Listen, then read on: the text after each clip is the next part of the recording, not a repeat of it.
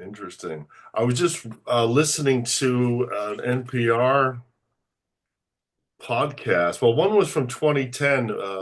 Somebody from Cornell went to Mexico Sure. to find that other bird, the imperial woodpecker or whatever, and they The got caught imperial. up. They got caught up with drug cartels, and they almost got kidnapped and all that. So, like, everybody seems to have a story when it comes to woodpeckers. They're dangerous. They can be very dangerous. So, give us an outline of what the heck you working on. Well, the big broad picture is working on this documentary called the Ivory Billed Woodpecker Burden of Proof, trying to kind of define what does it take to prove this bird exists. I mean, Mhm. I worked in the museum industry for a good 10 years. I worked with all kinds of scientists in anthropology, archaeology, biology, and any of these guys that were involved with the feds on any level. There's definitive things that the federal government has. If you're applying for a grant, or if you're working on science or working on this, well, for some reason, the feds have no definitive information on what is true burden of proof. What Mhm. is it a photograph? Is it a certain resolution in that photograph? Is it when it was documented? There's no definitive reason that I can see. And then what I see is every time that someone comes forward with a blurry photo or video that might be, it's discredited immediately. So there's Mhm. no real definition of what are we going to believe, And Right. with that said, my biggest, and it's a little odd, but that you can go into a court of law, you can swear on a Bible, and someone can be convicted by my testimony alone, Mhm. and that's credible. So why are all these people not credible? What is it? All walks of life, from scientists to laymen to hunters to other people that have believed they've sighted the bird. Why does no one believe them? Is it a Sasquatch, a big hunt thing, and they're just discredited immediately?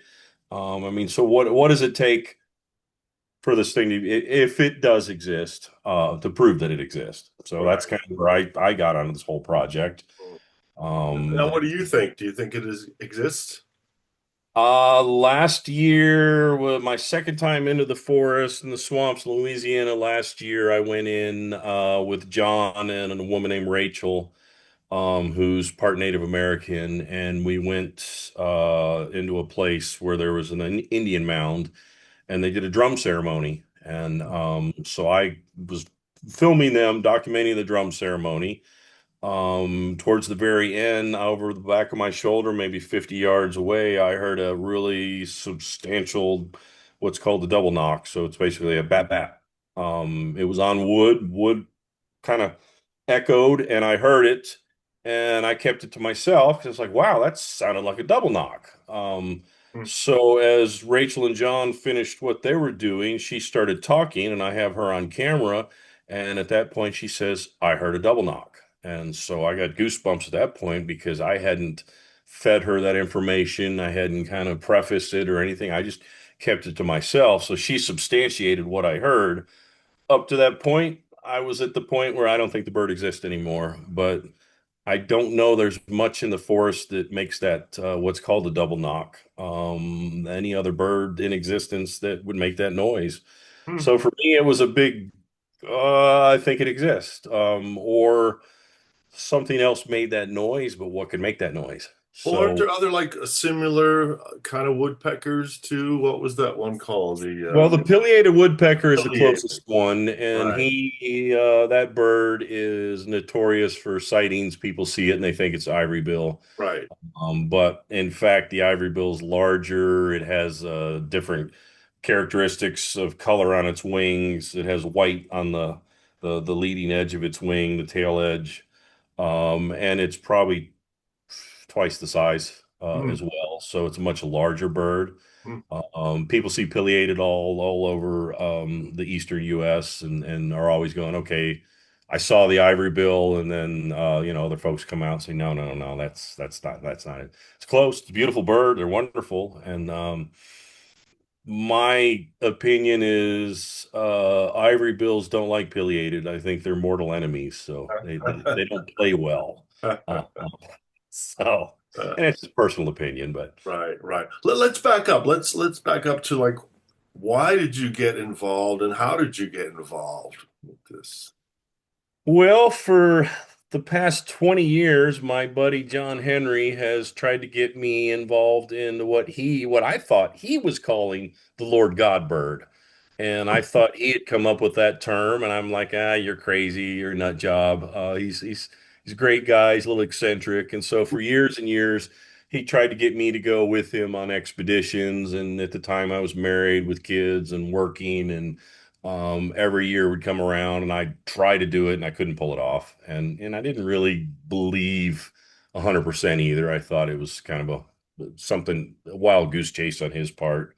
But about 3 years ago, he brought it up again, and I started doing some research. And at this time, the federal government was at the point they were going to delist the bird. So basically, they were going to pull it off federal protections and say the bird is in fact 100% extinct. And that's when people started coming out of the woodwork saying, no, it's not extinct. They opened up a period of discussion for the public to come in and kind of give their input. And so I realized as I was doing research, all the news stations, NPR, Audubon Society, all these people were given this, information was out there, and so it kind of piqued my interest. Like, all right, there is something to this, and decided to go ahead and make the effort to go down and at that time, I guess I was a little naive. I thought, hey, these birders don't know what they're doing. I'm a professional photographer. I can get a photograph of that bird. I'm going to get on the cover of National Geographic, Audubon Society. I'm going to go on Good Morning America. And I got to Louisiana, and the first day I was just pretty much smacked down with reality of this is going to be hard if this bird exists.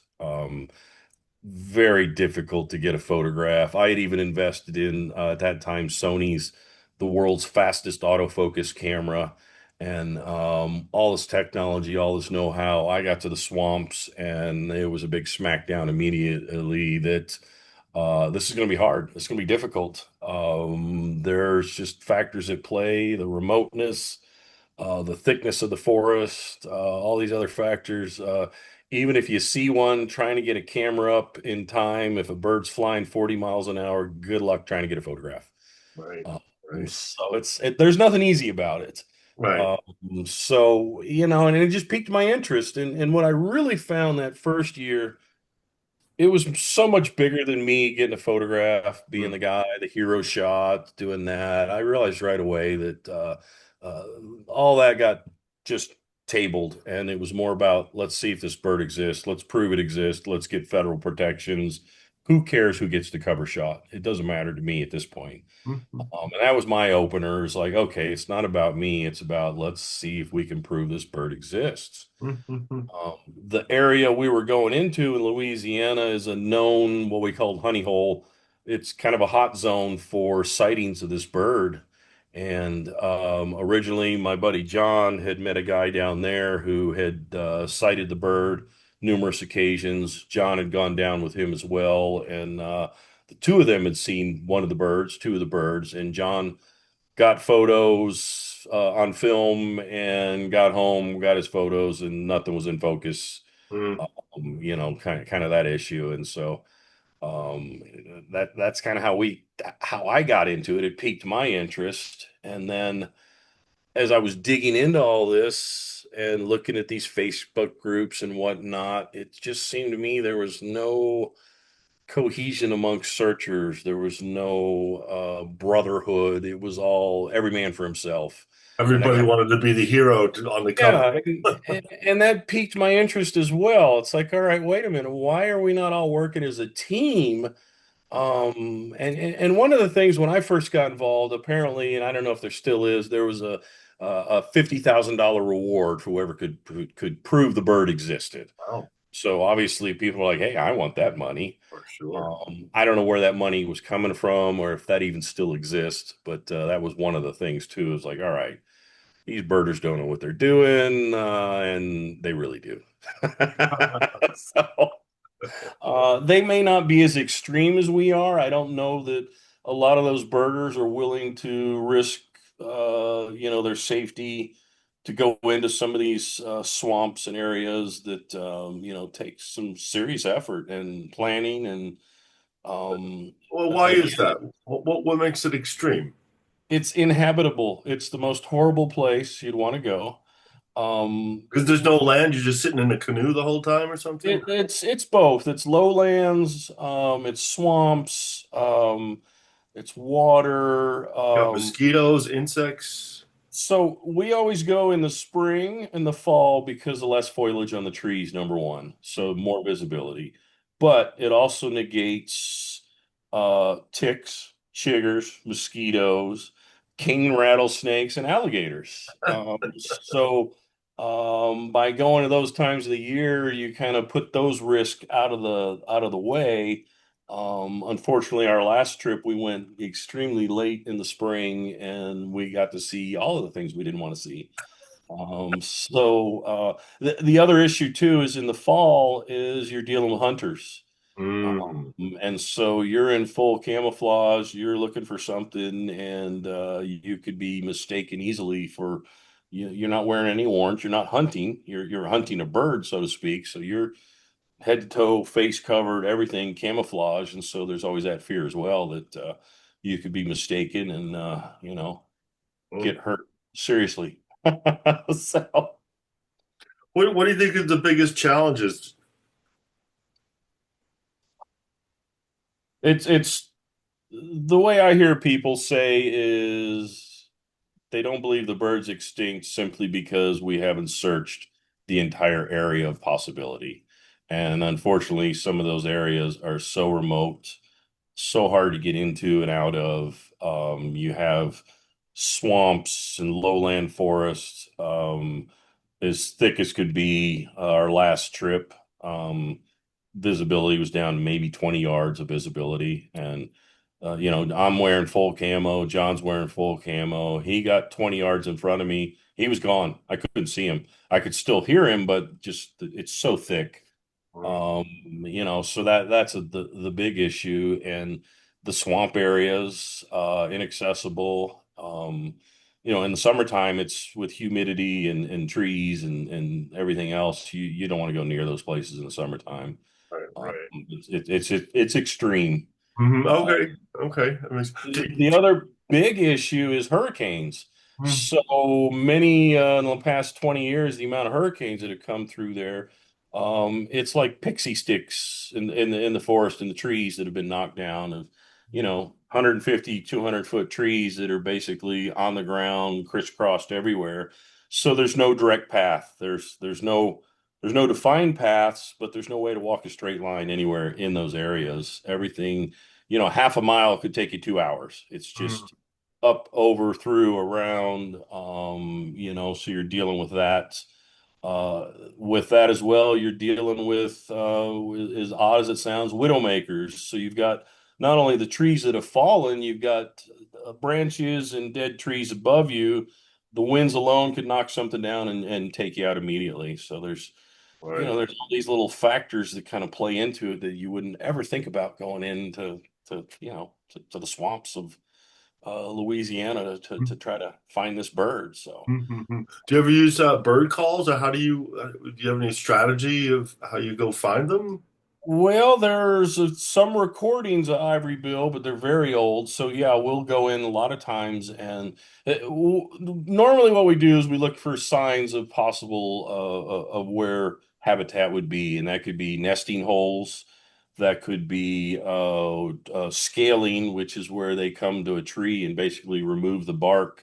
They're looking for larvae, insects, beetles, things of that nature. So they come in and pull all the bark away from a tree, so it's pretty distinctive. So you kind of look for those areas in hopes that you can find where their habitat is, and then sit down and wait with a camera, and hopefully maybe something will come, something will, maybe it doesn't. But it's a long process, and really what I decided this year is I don't know if people will find it with our approach of boots on the ground. I almost think it's game cameras and equipment being left there and monitoring over time is probably the best approach. Right. But someone still has to go in and change batteries, change memory cards. It still has to be even if it's a remote system that's sending the signal via satellite, you're still going to have to go in periodically and you know, take care of the equipment, make sure the lens isn't full of dirt or water or who knows. Right. So, When you go, do you stay overnight? no. Okay, I wasn't sure. I wasn't sure what you do. We usually go. We've been just getting Airbnbs within the local area, and we get in there.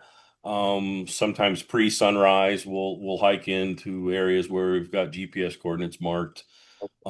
Sit down below some nesting cavities and just wait for sunrise. And that's the most active time with birds and animals, anyways, is those dawn and twilight and whatnot. So it's not a place I'd want to spend the night, although I think that's a very valid approach because it keeps you in the area.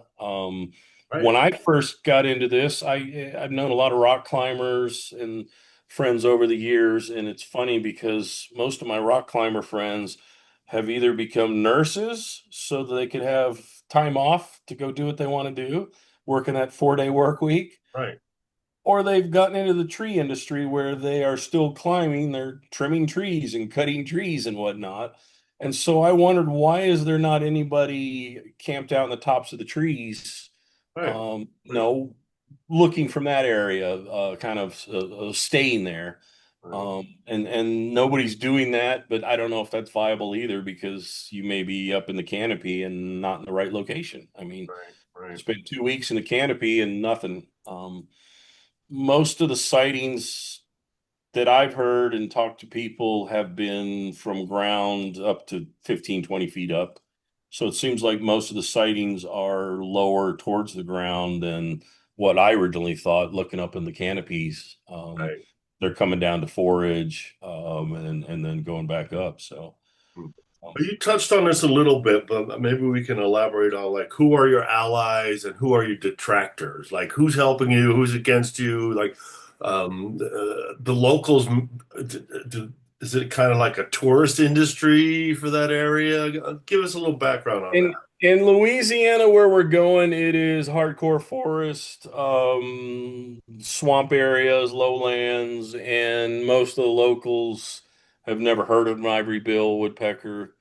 Um, any of them that do are pretty skeptical exists. So we didn't get a lot of positivity with that. I spoke with some of the National Forest Service workers, and they firmly believe the bird's not there, Hmm. even though they are issuing permits for game cams and National Aviary and other people in that same area that are searching. So it's just an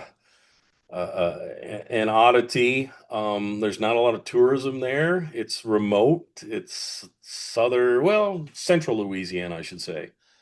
Um, I think there's close to 800,000 acres in the Kisatchie National Forest, so it's not a small area. Wow. Um, but the particular area we're going, which we call our honey hole, is kind of a hot zone, so to speak. As I was saying earlier, that there's been sightings there. I know the National Aviary was there when we were there this year as well, doing their research. Hmm. So yeah, and that's the coolest thing is to go into the swamps. You're in full camo, you're remote, you're having to use a GPS because it's so remote, you can't get any direction. You're looking. All of a sudden, you come kind of a game camera, and it's pointed up at a nesting hole, and so all of a sudden, you're like, I'm in the right area. Uh-huh. So it's kind of cool to see that to go, all right, I'm not just on a wild goose chase. There's someone else looking in this exact same area. So that's kind of a cool factor too, to substantiate that you are in fact doing what you need to in the right place. Right, right, right. So talk about you've been filming this both with still and video, and your goal was to make a documentary. Is that what? I started out as just coming in with a film camera, a couple of film cameras the first year, and that's when I kind of came up with that almost impossible to get a photograph of a bird flying or seeing one. And so immediately realized we need head cams. And so came up with the idea that we'll have a video camera, a GoPro or an Osmo, basically 24/7 recording so that if you do see one with your two eyes, at least this one eye on your head has a 50% chance of capturing what you saw. Because again, trying to get a camera up, trying to get focused, trying to get a photo is difficult to say the least. So that's when we came up with that idea. And then I just came up with this idea. I wanted to produce a documentary is what is the burden of proof? What does it take to prove the bird exists? And what will the federal government accept as proof that there is existence, that it isn't extinct, and other than this stellar photo everybody wants to get. I mean, Right. there's been a ton of drone footage lately of images. The bird flies differently than than the pileated. It obviously has a larger wingspan. A pileated will fly right up to a branch. Well, the ivory bill's so big, and the way that it flies, it has to swoop up to land on a branch because it has to purge speed. So Mm, essentially, it will fly, and that's the difference. You can see the way its wings fly and the way that it lands. It actually flies up to something to purge speed and then lands, and so it's sort of a different visual than the pileated.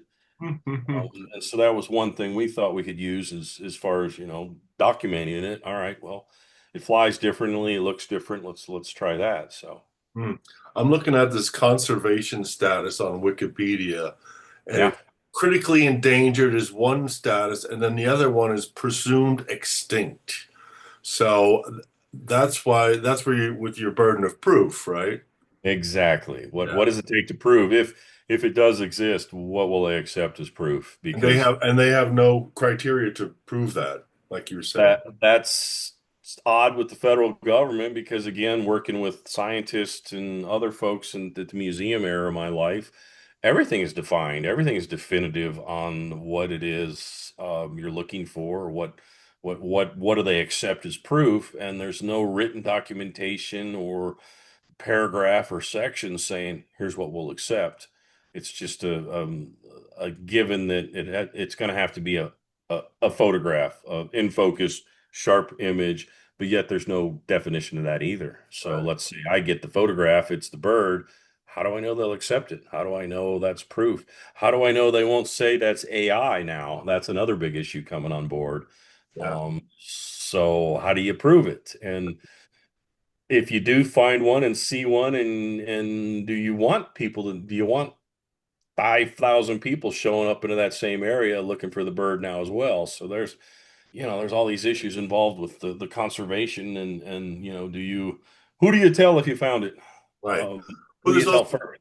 yeah, there's also that point of the protective status comes with a certain amount of money to preserve that area, and so if it wasn't there, then other interests can move in, like logging and whatnot. But if it's a protected area, so just That's the biggest issue, and the reason of its extinction or demise was logging. I mean, mainly the last proven existence was in the Singer tract back in '47, and the Singer sewing machine company had bought that land and basically clear cut it down to nothing. So they took old growth forest in what's called the Singer tract and leveled it, and government at the time tried to buy the land from them. There was a lot of pushback of, "Hey, we think this bird exists there. Can you not clear cut it?" But it got around World War II time, I guess. And Singer was using hardwoods to make, I think, ammo boxes, wooden tee boxes, and then of course the Singer sewing machine wooden boxes.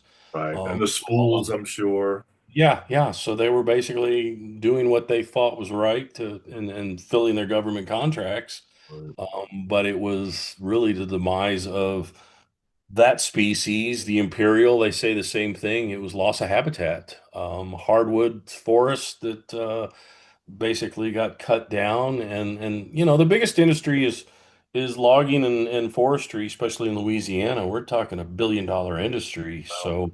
you come in and close the forest because of a bird that might exist, we're talking lots of money involved. It's not going to be made. And I was given the description on my last trip that basically the national forests are a tree farm, and I kind of laughed and scoffed at first, and then I started looking at it historically in the Southwest and even back east, and that's really what our national forests are. It's not about habitat, it's about board feet. It's about what can we produce, what lumber we can get. In Louisiana, what they will like to do is come in, get rid of the old growth forest so that they can plant a faster growing pine type of tree so that they can grow more tree, more money, and harvest. I mean, that's really that's where it all comes down to is Yeah, yeah, yeah, tree money. yeah, yeah. I can